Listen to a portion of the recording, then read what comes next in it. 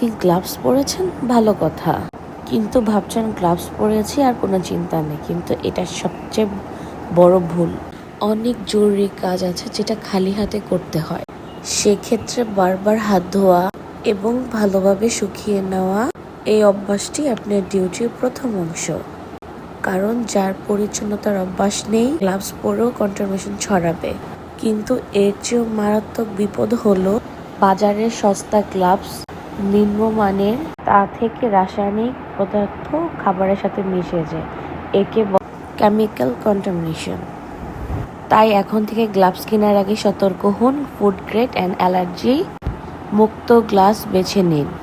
আজকের কেকগুলো ছিল 1 পাউন্ড একটা, 2 পাউন্ড একটা।